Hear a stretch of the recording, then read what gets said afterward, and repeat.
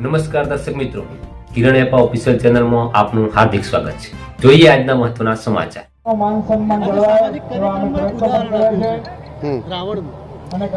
છે। એ અત્યારના સમયમાં હમણાં એક નવું સૂત્ર આવ્યું હતું કે બટોગે તો કટોગે। તો મેં રાવણની રાજનીતિ વાંચી ત્યારે જોયું કે 4-5 મુદ્દાઓ લક્ષ્મણને અને રામને કીધા।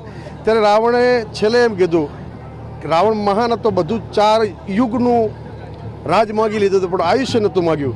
ગમે એવો ડાયો માણસ ભૂલ કરી દે। એટલે ક્યાંક ને ક્યાંક સમાજમાં રાજકીય ટોટિયા ખેંચ હોય, પરંતુ સમાજને નુકસાન પહોંચે એવું ન થાય એના માટે એમને કીધું કે રાવણ એટલા હોશિયાર હતા, એમને ખબર હતી કે રામના હાથે મરવાનું છે, મારા રાજનો સત્તા કદાચ રામ લઈ લે છે। એટલે એમણે એમના ભાઈ વિભીષણને ત્યાં મૂકી દીધો અને પછી કીધું લક્ષ્મણને કે મને ખબર જ હતી થવાનું છે, પણ મારી ગાદી ઉપર મારા ભાઈ બેહે, મારો માડી જાયો બેહે, એટલે જ મારા ભાઈને ત્યાં મૂક્યો હતો।